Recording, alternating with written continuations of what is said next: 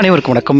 இந்த பதிவில் நம்ம குறிப்பாக H1B யூஎஸ் விசா பற்றி தாங்க பேச போகிறோம். மிக ஒரு துல்லியமான இந்த செய்தி அதிர்ச்சியை ஏற்படுத்தி இருக்கிறது அக்ராஸ் தி ஐடி இண்டஸ்ட்ரி.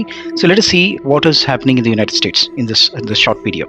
அதாவது H1B என்பது ஒரு temporary worker visa for working in the United states. ஒருவர் இந்தியாவிலிருந்து இல்லை மற்ற நாடுகளிலிருந்து அமெரிக்காவில் உழைப்பதற்காக வேலை செய்வதற்கான ஒரு டெம்பரரி விசா என்று சொல்லலாம். 3 வருடம், அது இன்னொரு 3 வருடம் என்ற அளவில் 3லிருந்து 5 வருடம் என்ற அளவில் அவர்கள் எக்ஸ்டெண்ட் பண்ணிக்கிட்டே போகலாம்.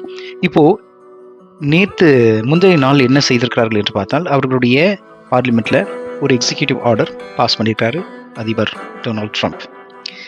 H1B விசாவுடைய ஃபீ, அதற்கான கட்டணத் தொகை 88 லட்சம் ரூபாய், $100,000 என்று நிர்ணயம் செய்திருக்கிறார். இதற்கான எக்ஸிக்யூட்டிவ் ஆர்டர் சைன் பண்ணுறது தான் பார்க்குறீங்க. இது இமீடியட்டாக சைன் பண்ணி இதை நாளை மறுநாளிலிருந்து இது அமலுக்கு வருகிறது. அதாவது ஒரு வருடத்திற்கு கிட்டத்தட்ட 4,57,000 அப்ளிகேஷன்ஸ் விண்ணப்பம் செய்கிறார்கள் உலகம் முழுக்க. இதில் 70% இந்தியர்கள். இவ்வளவு அப்ளிகேஷன்ஸில் 60,000 ஒரு general quota H1B lottery system என்று சொல்லக்கூடிய சிஸ்டம் தேர்ந்தெடுக்கும். அதில் 65,000 ப்ளஸ் ஒரு 20,000 அங்கேயே படித்தவர்கள், மேற்படிப்பு MS படித்தவர்களுக்கான ஒரு கோட்டா இருக்கும். இப்போ மொத்தம் 85,000 per year என்று சொல்லக்கூடிய அளவில் 85,000 H1B visas are being granted every year for countries like India and other countries across the world.